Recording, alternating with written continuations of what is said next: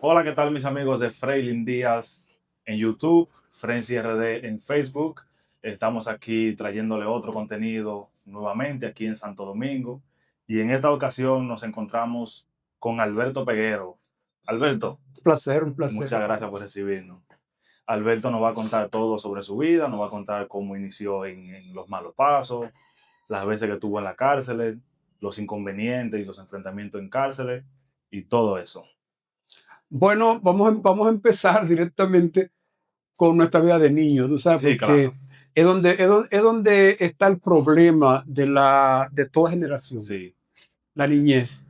La niñez es algo vulnerable, la niñez es algo muy delicado, donde la persona a veces tiene hijos porque sienten tenerlos, ¿verdad? sí, claro. Pero se le hace muy difícil entender la vulnerabilidad de ese niño y la delicadeza de la mente de ese niño y de todo lo que se va desarrollando en ese niño, que es un cuerpo formal. Y entonces a veces se piensa que solamente es con comida y con salud física y todo está bien. No Hay basta. gente que trabajan como animales para que su hijo tenga todo lo que necesita físicamente, ropa, buenos zapatos, de todo, y que la gente lo vea como el más bien vestido, el más bonito de ver ahí, un cuerpo sano, salud. Pero tú solamente no estás preparado no tienes que prepararte para criar un cuerpo. Hay dos cosas que estoy llamado a criar: el cuerpo y el alma. Y el alma. ¿Entiendes? Y son dos alimentos diferentes, son dos crianzas diferentes. Me imagino que el alma se alimenta con amor.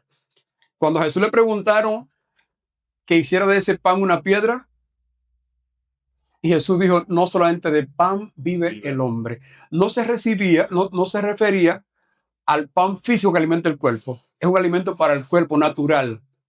Se refería a la palabra de Dios. Bien.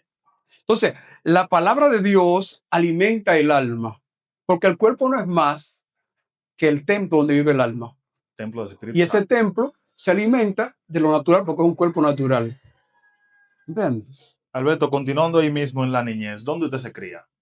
Mira, en verdad yo una parte me crié en el Capotillo y otra parte en Vallaguana. En Vallaguana, de Monteplata. Sí, claro. Oh, mira qué bien, nosotros somos de allá de Monteplata. Sí. Y la niñez, pero en ese tiempo Capotillo me imagino que no era lo que algún día No, llegó a Capotillo le ser. decían el ensanche Capotillo. Era muy decente. O sea que en esos tiempos se vivía tranquilamente allá en Capotillo. Las 8 de la noche las calles estaban vacías ya, día de semana. Entonces, a medida que usted va creciendo, el Capotillo se va, Yo fui a Capotillo muy joven. o se fue muy joven de Capotillo. Sí. Porque yo me fui de aquí con 2 años de nacimiento, me llamaron al campo, A Vallaguana. y del campo vine entonces al Capotillo. Ya un jovencito. No, sé yo, 10 años por ahí, menos de 10 años. Y de ahí entonces sí, ya me hice, ya fui, ahí empecé a vivir en la calle, porque, como te decía al principio, un hogar difuso Un hogar es un difuso, hogar donde, disfuncional. ajá, difusional, no hay la preparación para entender la vulnerabilidad de un niño y su delicadeza para desarrollarse. Y entonces se entra en muchísimas cosas que en vez de ayudar afectan al niño. Maltrato físico, maltrato verbal, rechazo y un sinnúmero de cosas que el niño no entiende Que no está preparado para para enfrentar eso. entenderla, porque todavía no. La Biblia dice que no le dé alimento sólido al niño porque le vas a dañar el estómago y lo vas a matar. De la misma manera, no le dé palabras al niño que no puede digerir. No le dé rechazo. No le dé nada de eso, que para él solamente necesita comprensión y amor. Y amor. Entonces usted viene de una familia disfuncional. ¿Cuántos hermanos eran ustedes? Mira, nosotros tenemos 7 hermanos, pero yo fui a parar a Vallaguana. 2 quedaron en Baní. Uno quedó en un sitio que le dicen, pertenece a Monteplata también, por ahí después de Vallaguana, Gonzalo. Gonzalo. Ahí quedó el más viejo. Otro quedó en San Francisco de Macorís. Wow, pero se Y se dos solamente, dividieron todos. pero se dividieron, fueron a vivir así, el de San Francisco con su papá, porque eran de padres diferentes, casi Ok. todos. ¿Entiendes? Entonces mis 2 más pequeños quedaron aquí en la capital, claro. Y usted Bueno, entonces viene siendo como el del medio, yo creo que soy uno de los últimos de ya, los últimos. claro. Después de mí hay dos nada más y éramos 8 por todo. Entonces, ¿qué acontece? Después nos fuimos conociendo porque tampoco nos conocíamos. Se fueron conociendo ya después de... Ya después en adolescente, otros en adultos, y en fin, así todos nos fuimos conociendo, nos fuimos reuniendo, pero el hogar siempre fue difuso porque no hubo un, ¿sabes? Un hogar donde tú no te quedas con tu padre y tu mamá, hay problemas, Hay problema. porque yo fui niño. Hay gente que de adulto se le olvida a veces que fueron niños, a mí no se me olvida que fui niño, ¿entiendes? Y yo sé lo que un niño siente, porque la cosa más triste para un niño es cuando no tiene el cariño de su papá y su mamá. Entonces, ¿con quién usted vivía? ¿Con su papá o con su mamá? Con mi tía, mi O papá sea yo lo que conocí ya con 22 años. anhelaba ese momento de conocer a su papá o le sentía Mira, lejos, yo fui varias veces a llorar a la orilla del río Sama. siendo un niño. Sí, niño ya rodando en la calle, a pedir, a llorar por dónde estaba mi papá. Porque es un niño, ¿entiendes? Lloré muchas veces. Ya cuando lo conocí 20 años ya no me interesaba. Y Ya yo no le era importaba adulto. mucho. No, ya porque yo era adulto ya, ¿entiendes? Lo conocí, amén, tú sabes, pero ya no con la misma. No tenía ya ese anhelo, ese Porque gran para un anhelo. niño, cuando los demás niños van, por ejemplo, a una reunión del colegio van los más padres y el tuyo no va, tú sabes que hay un problema. Eso va a tener que hay respuesta, tiene que empezar a responder de los niños mismos. Ujú. ¿Por qué tu papá no vino? ¿Dónde tu papá o tu mamá? Todas esas cosas duelen y frustran, Sí, claro. ¿entiendes? Entonces, cuando esas cosas pasan en los niños, el niño se cría con una frustración en su mente que si no logra después de adulto rebasarla y romperla, es un tormento para la esposa que tenga mañana. Se crían con un resentimiento. Es un tormento para sus propios hijos. Sí, Es una especie de una persona antisocial. sí, exacto. No socializa con nadie. Porque su frustración cree que todo el mundo es culpable de lo que lleva adentro. ¿Y qué se decía de su papá cuando usted era niño? ¿Cómo? ¿Qué se decía de su papá cuando usted era niño? ¿Qué usted escuchaba? Si había No, ido, porque muchas veces las madres, mi mamá mentía diciendo que él había muerto. le decía a ¿Entiendes? un niño que su papá había muerto, Sí, que había muerto. estando Claro, vivo. porque el niño reclamaba. Sí, claro. Él no, él murió en un accidente. Él trabajaba en el barco de Félix Benítez, un accidente, murió. Y yo, pero que yo no, después que yo entré en adolescencia, yo no creía nunca eso. Y yo hice una investigación profunda, me convertí en un investigador privado, ¿entiendes? Para saber la verdad sobre Para su yo papá. saber la verdad. Y siempre tuve ese problema grave en mi vida, porque yo me negaba a aceptar lo que ella decía. Y al fin descubrí, O sea, descubrí que mi otro hermano, que es supuestamente hermano de padre y madre, que crió mi papá, nos conocimos a los 22 años. ¿De qué manera? Parrandeábamos juntos, correteábamos juntos para arriba y para abajo, y no sabemos que éramos hermanos.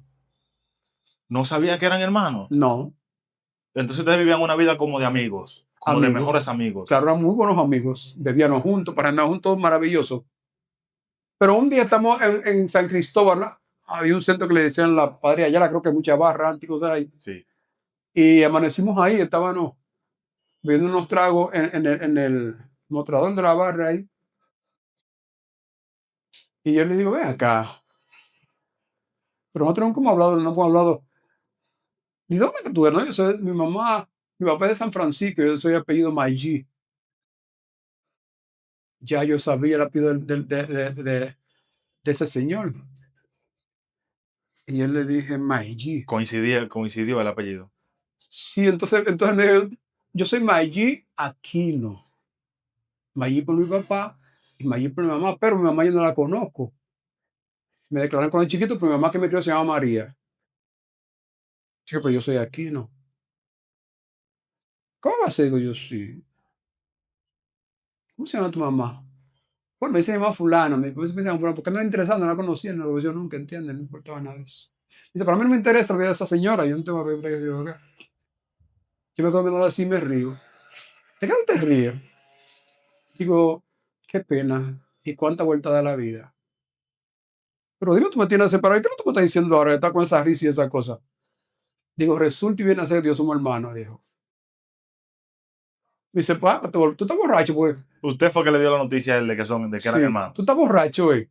Digo, nosotros somos hermanos porque mi mamá es tu mamá. Ah, pues usted pensaba que era de, ok. Me dice, no, pues yo no puedo creer eso. Digo yo, claro que sí. Digo, y tu papá es mi papá.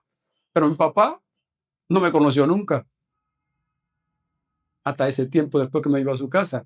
Mi mamá no conocía tampoco a ese hijo, hasta que yo no la llevé a la casa. Y ríete cómo. Cuando yo lo llevo a mi casa a él, que nos sentamos en la casa ahí, y yo estoy diciendo a la mamá mía, ya un adulto, tú sabes, ya era una persona ya normal. Le estoy diciendo a la mamá mía, mira, es un amigo mío, conócelo. A mucho gusto, fulana. Y yo me quedo mirándola a ella así. ¿Y qué te pasa a ti? Digo yo, no, nada, y me río. Mi hermano está serio sentado, tú sabes. Hasta con ganas de llorar, por ahí sentado.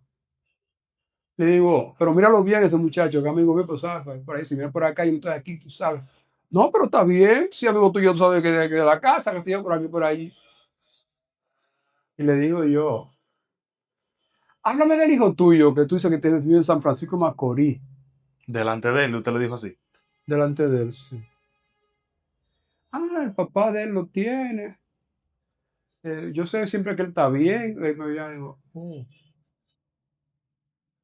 le digo, siéntate, te voy a decir una cosa. Ella se sorprendió. Digo, siéntate para que no te caiga.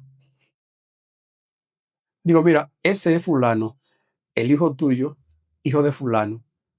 Wow. La mujer casi se desmayó, muchacho. Suerte que estaba sentada, ¿entiendes? Ahí, entonces, bueno, ¿sabes lo que se armó ahí? Abrazo, grito de todo, aquí para allá.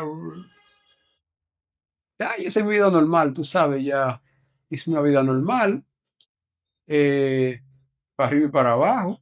Él y yo siempre nos respetamos todo el tiempo bastante. Pues, ¿sabes? Mi vida es homosexual y él no era ese tipo de persona, pues, vivía una vida Pero él normal, se tú lo sabes. respetaba. Sí, siempre nos respetamos bastante. Y ya cuando nos conocimos, tú sabes, pues ya la cosa era muy diferente. Entonces, ya eso fue como en los 20 años, 22 años. 22 años. Continuando con su vida de menor, ¿cómo fue? ¿Cómo era usted de menor? ¿Era inquieto? ¿Era estudioso? Bueno, yo era una persona que tenía problemas de complejo de inferioridad, De inferioridad. producto de los rechazos y esas cosas, ¿entiendes? Producto de inferioridad y siempre vivía como a la expectativa, tú sabes. Sí, entiendo. Cuando a mi casa llegaba alguien, yo me ponía en una esquina a escuchar todo lo que iban a hablar, todo lo que iban a decir, ¿entiendes? Y A ver, estaba acomplejado acomplejado. en esos tiempos de niño, tú sabes, muy acomplejado y siempre andaba buscando como algo que me faltaba. Pero que usted no sabía qué era lo que le faltaba. Sí, ¿Usted sabía? no sabía, pero No algo me sabía. faltaba. Ya de adulto me di cuenta que lo que buscaba era que yo soy una persona que soy muy investigativo, muy analizador. Me gusta conocer las cosas, pero me gusta conocerlas desde el fondo, de la raíz, tú sabes, para saber de qué voy a hablar. Yo no me canso de investigar siempre las cosas. Y en la escuela, ¿cómo usted se comportaba? Bueno, en la escuela yo no avancé mucho por los mismos traumas, tú sabes. Una que obviamente viví en la calle muchas veces, tuve un tiempo que iba a la escuela en la calle. Yo guardaba mis mascotas y mis cosas en una garita de Radio Quisqueya. Allá en Ya, la fe, en el estadio. sí. Y iba a buscar en la tarde para venir a la escuela de España de noche. Tú ves, a estudiar. Eso no me ayudó a avanzar mucho porque tenía muchos problemas Sí, de esas cosas. es un caso normal para un niño que viene Es de un difícil que un hogar niño pueda estudiar con disfuncional. fluctuaciones así de esa Sí, manera, muy claro. difícil. Entonces terminó abandonando la escuela a temprana edad, Sí, yo hice hasta el octavo. hasta el octavo.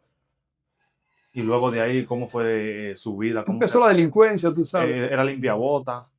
No, No. no.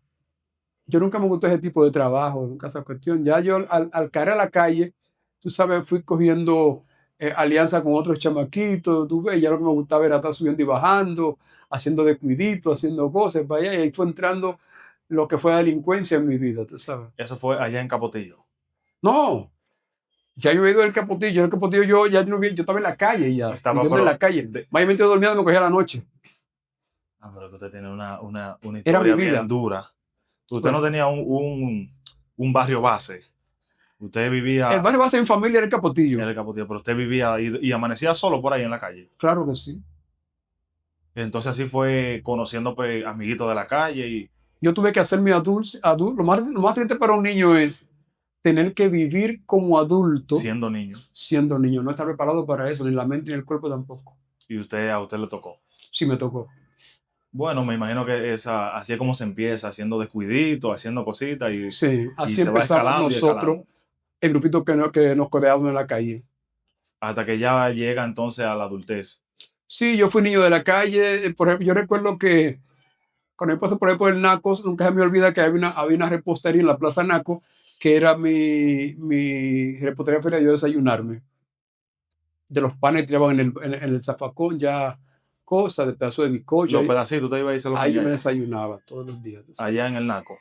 Plaza Naco, me acuerdo. Había una repostería muy buena ahí en el tiempo, que fabricaba cosas exquisitas, tú sabes. Sí, porque eso ya es de Era la alta, única plaza que había en ese tiempo. era alta gama. Claro que sí. Bueno, iniciando entonces, ¿cómo usted se compenetra en la calle? ¿Hubo alguien que lo introdujo a la calle? ¿Hubo ya hacer lo que es No, a el delinquir? niño de Porque ya la usted estaba en la calle, calle, pero sí. El niño de la calle se introduce él mismo se introduce solo. y va aprendiendo en la práctica las cosas. Fíjate, No tuvo una mala influencia como específica, que era muchísimo, quien usted seguía esos pasos. la influencia entre nosotros mismos, empezamos a influenciarnos con otros, los muchachitos ahí fuimos subiendo, aprendiendo, ¿entiendes? De la visión hacia otro, la práctica de otro, aprendiendo y así fuimos subiendo hasta que llegué a una etapa que fui un delincuente de alta gama, como se dice, De alta ¿entiendes? jerarquía, porque Sí, todo el que me ha hecho referencia de usted me dice que usted la aplicaba, pero de eso vamos a hablar más luego. ya. Entonces, ese primer enfrentamiento en la calle, ese primer inconveniente que usted tuvo, que lo arrestaron o que se enfrentó con otro, con cuchillo, con machete en la calle, ¿cómo llegó ese primer enfrentamiento? Mira, los enfrentamientos en la calle de niños fueron pocos con armas, porque en esos tiempos todavía ni siquiera había empezado de que la guerra de los machetes, eso empezó en los 80, todo 80, Sí, y ahí los agarran los machetes y esas cosas. La gente peleaba a pedrar a los muchachos y esas cosas, tú sabes. Allá. Tuve muchas guerrillitas con otros muchachos de otros barrios, grupitos otros de la calle, en fin. Pero ya cuando fui subiendo, ya entrando a la delincuencia, pues sí tuve varias peleas, ¿entiendes? Con adolescentes también. Y peleaban, ¿no? Nos desapartaban. Y en fin, así y se fuimos. quedaba esa quisquillita Sí, claro. y seguían por ahí peleando. Claro que sí. Bandita con bandita y esas cuestiones, así. Entonces, primera vez que lo llevan a la cárcel, a la En el 76. 76, Sí, ya yo tenía, creo que eran 16 años por ahí. época de Balaguer. Sí, claro. Vino de Balaguer. Entonces cae preso a la Victoria. Sí, fue mi primera cárcel en La Victoria. Siendo menor de edad, ya usted Sí, en ese tiempo lo metían todos juntos ahí. Ya cuando uno no cabía en Casalverde, ya por calentones, ya lo mandaban para La para la Victoria. Victoria y lo juntaban con los presos Con los mayores de edad, adultos, los con adultos, los claro. adultos. Claro. ¿Cuál era el panorama que se vivía en la Victoria en esos tiempos? Era un panorama, La Victoria siempre fue difícil. El panorama se veía más oscuro porque eran tiempos, tú sabes, de presos políticos. Y el preso político, la gata llena de presos políticos. Había mucho maltrato, había ese temor directamente y la gente tenía ese cuidado, tú sabes. Era muy difícil la cárcel en esos tiempos. Peligrosa también. Había mucho machete, mucho cuchillo y esa cosa en la Muy calle. difícil, ese tiempo habían pocos. Porque tampoco había tantos presos en la cárcel de la Victoria. Oh, no habían tanto. No. En la cárcel de la Victoria en el 76, que yo caí preso en la Victoria, es una celda que pues, ahora la habitan por lo menos 500, Que 600 no presos, cabe uno una sola más. celda. Había no, menos de 20 presos. O sea que tenía mucho espacio ahí. Espacio, nadie dormía en el suelo, también en su cama. Ok, entonces era un panorama completamente diferente al que estamos Sí, era una acostumbrados cárcel ahora. con su hospital, que te internaban, te hacían cirugía, de todo. Bueno, Pero el preso que llegaba desamparado en ese tiempo no corría mucho peligro. podía correr peligro, mayormente los jovencitos corrían peligro, por la cuestión de que yo hice un video en una ocasión donde yo decía que un 80% de los presos, de los 80, 75 a los 80 por ahí, 85, qué sé yo, practicaron la homosexualidad. Practicaban la homosexualidad. No, porque mucha gente a veces entienden que ser homosexual solamente es serle de mujer a un hombre. Homosexual es todo el que se acuesta con otro hombre. Homosexual es todo el que se echa con su mismo sexo. Claro, es un homosexual. Entonces, hombres que utilizaba a los jovencitos como mujer, había un 85% que lo practicaba no porque le gustaba ni quería, muchos y otros no, que le gustaba, sino porque era una necesidad, porque en esos tiempos no se permitía que las mujeres entraran a la celda ni tuvieran ningún tipo de contacto dentro de la cárcel, no en el patio nada más con su esposa. Alberto, ¿qué significa eso? ¿Significa que una persona condenada a 10 años duraba 10 años sin tener contacto con una mujer? Sí, tenía que hacerlo con otro hombre dentro de la cárcel. Ah, pero con razón. Eso dentro de la cárcel era normal, ¿eh? La gente se casaba con otro hombre dentro de la cárcel normal. Pero que imagínese una persona condenada a 15, a 20 años Hombres serios, con su familia en la calle, tenían su esposa dentro de la cárcel. y era otro hombre. Otro hombre. Bueno, Yo no quiero justificar la homosexualidad, pero una persona que esté allí, condenada a 20 años allí yo diría que era algo obligatorio. es algo Porque casi había hombres obligatorio. que tú te dabas cuenta de por sí que no haber sido esa condición nunca habían caído una cosa así. Hombres se ven en la cara, en la serie y las cosas. Y lo hacían con el mismo amor fuera con una mujer. Imagínese, no había de otra. Era gente a 30 años. Entonces estuvo preso esa vez. ¿Qué tiempo hizo en la cárcel? Esa vez nada más, eso eran cosas eso le decían, vamos a decir, cositas de muchachos, ¿entiendes? En la calle. Lo sacaban luego Eso era preventivo, le echaban a uno un para mes, que 2 sí, meses. para que viera y cogiera miedo y Sí, se eran alejara casos de la jugados cárcel. de paz, 1 mes, 2 meses en esos tiempos. Entonces, ¿cómo llega usted a esa vez que le echaron una cárcel seria, que le cantaron una condena? 5, 10, 6 años. Ya yo era adulto cuando eso. Ya era adulto. Sí, estuve en una cárcel de 8 años. 8 años. Allá en La Victoria. Sí, Iniciando allá. acusado de una muerte. Fui descargado después, pero duré 8 años en la cárcel. Pero usted cumplió la condena. Porque, No, eran 30 años era para 30. sí, Porque era por una muerte. por una muerte. Entonces a los 8 lo liberan. Sí. Ahí fue donde ya estaban todas esas figuras, Piti Messina. No, cuando a mí me liberan en el 88, 8 años después, yo caí en el 80, me liberan 8 años después. Todavía me encima esos muchachos eran todavía, tú sabes, Un muchacho. pues de la calle todavía jovencito y esas cosas. Ya estaban entrando en lo que eran los macheteros que te hablaba, te decía que empezaron el capotillo, ¿verdad? Ya estaban rabiando, pero todavía no habían caído, tú sabes, que así de lleno en una cárcel. Creo que Mencina estaba en la preventiva cuando eso ya, pero los hermanitos estaban más pequeños todavía de él. ¿Qué vivió? Entonces el panorama, ¿qué tanto había cambiado desde la última vez? La calle. Esa vez, el panorama en la cárcel. Porque cuando usted entró en la primera Bueno, vez, tú sabes que en esos tiempos no había mucha gente. Ajá, en esos tiempos entró Jorge Blanco, que llegó al gobierno. Primero llegó Antonio Guzmán, Antonio Jorge Guzmán Blanco. Fernández. Durante ese tiempo de esos 8 años en la cárcel yo, fueron 2 periodos de gobierno. Y hubo muchos cambios en la cárcel. Que hubieron cambios, claro, soltaron a los presos políticos. Hubo muchos cambios y las cosas, pues el peso de mejor alimentación y esas cosas, mejor atención médica, de todo. Y no, la cárcel seguía igual, no había tantos presos. ¿Entiendes?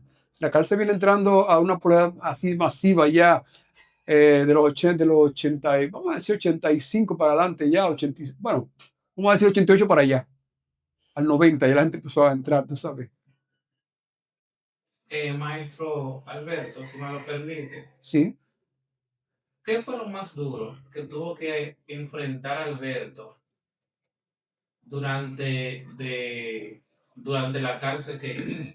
La cárcel, Durante el tiempo que usted hizo en la cárcel. entre los 8 años que estuve en la cárcel, Sí. tuve que enfrentar muchas cosas, ¿entiendes? Pero dentro de ellos, Lo primero que tuve que enfrentar fue enfrentarme a mí mismo, porque al yo, muchacho joven, tú sabes, verme acusado de una muerte horrenda, que todos decían que eran 30 años, no me cabía en la mente que eran 30 años, tú sabes. Eso me llevó a la depresión, eso me llevó a deseo de quitarme la vida, me cortaba a las venas muchas veces para matarme, me trataba de envenenarme, bueno, caí inventé muchísimas cosas y gracias a Dios pues estoy aquí todavía. Y fue la parte más difícil, la primera parte difícil de mi vida, ¿entiendes? Muy, pero muy difícil. Enfrentarse a usted mismo. Enfrentarme a mí mismo, negándome a una realidad que era dura para mí, 30 años.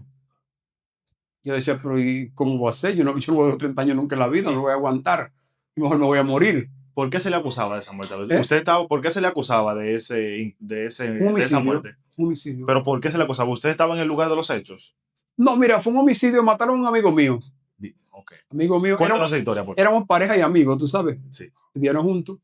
Entonces trabajábamos juntos también en la calle, pero no trabajaban, él trabajaba, con él trabajaba y no trabajaba yo, ¿entiendes? Para si él caía preso, yo asistirlo, y si yo caía preso, él me asistía a mí. Nunca trabajamos, tú sabes, al mismo tiempo los dos. Él salió a ver primero a un amigo a la cárcel de la preventiva, un sábado, que nunca se me olvida, y no volvió más. Hasta el lunes es que me doy cuenta que él lo han matado. Cuando me van a buscar a mi casa, homicidio, para investigarme. Ahí es que me doy cuenta que lo han matado. Pero entonces de ahí para allá hubo como una especie de una combinación entre el dueño del hotel y la policía, ¿sabes? Parece que el chino le dio un dinerito a la policía, no sé para qué para allá, y bueno, el más cercano de la me involucraron a mí. Se compusieron Entonces, para esa es involucrarlo a usted. esa es la parte que más me dolía. Que usted Primero, que mataron al amigo mío, y que usted era y segundo, inocente. que yo estaba preso por su muerte, Y por alguien que usted nunca había deseado que le sabiendo pasara eso. yo que no era así. Eso es lo que más me dolía y lo que me destruía y me quitaba el deseo de vivir. ¿Qué tenía que ver el chino en eso? ¿Fue en una cabaña que lo mataron? En un hotel. En un hotel. Sí. Y él y yo no tenemos idea de un hotel porque yo tenemos pagado una casa en ese tiempo ya. Entonces, luego sí se supo quién fue cuando lo descargan. Yo supe quién, yo siempre dije que el día que saliera de la cárcel yo iba a buscar a esa persona y lo iba a matar. ¿Usted sospechaba de alguien? No, pero yo decía que yo lo iba a encontrar. Y estando ya yo habiendo casi cumplido mi cárcel en La Victoria, es que alguien que llega allá me dijo, fue fulano que mató a fulano, pero a él lo mataron ya. Me dolió saber que a él lo habían matado en ese tiempo. Porque usted quería tomar venganza con sus Claro propias que sí, manos. claro que sí. Entonces así fue. Alguien en la cárcel le dijo a usted, Sí, que había llegado a la cárcel, que era cercano a él y se conocían bien, bebían juntos y de todo. Y entonces para ese tiempo el otro muchacho ya estaba alcoholizado y cosas y llegó a la cárcel preso. Me explicó todo, pero ya lo había matado. ya lo habían eliminado al asesino. Sí, Entonces, por ese inconveniente hizo 8 años. 8 años. ¿Qué sigue después de eso en su vida? Usted Bueno, sale y de sigue ahí para rebelde en la allá. calle. ¿Eh? Usted sale, lo dejan en libertad y sigue rebelde en la calle. Sí, yo sigo más rebelde en la calle cuando salgo porque salgo con una frustración inmensa. 8 años por un caso que no cometí. Todas las crujías que pasé en la cárcel, como preguntaba este muchacho ahorita, ¿entiendes? Pasé demasiado crujía en la cárcel. Yo tuve enfrentamientos en la cárcel defendiendo mi vida, ¿sabes? A capa y espada, me Tuve imagino. que volverme un cuchillero, un machetero, un de todo dentro de la cárcel para poder, porque ese es otro lío grave.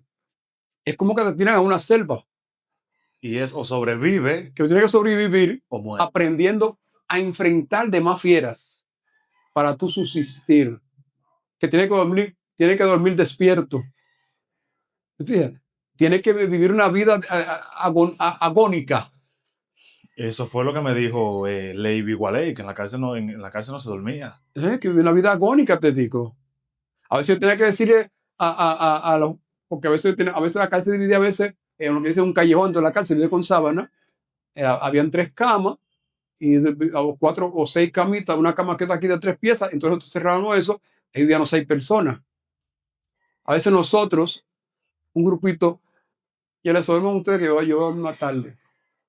Entonces ellos dormían y luego dormían ustedes. Luego uno despertaba de ellos, entonces yo dormía. A veces nos quedábamos 3 haciendo cuentos, mientras 3 dormían, nosotros dormíamos también. Así nosotros lo hacíamos para poder cuidarnos unos con otros. Se turneaban. Sí, porque como éramos chamaquitos rabiosos, ¿entiendes? Teníamos que cuidarnos unos con otros dentro de la cárcel. Entonces usted se convirtió en ese hombre malo, diríamos así, por así decirle. Fue por la necesidad en la cárcel. Por la necesidad para por la sobrevivir. subsistencia y sobrevivir. Usted no era así de En peleador. mi corazón no existía No. esa parte de cortar gente, de pensar en matar gente, ¿entiendes? De demostrar, porque tú tienes que demostrar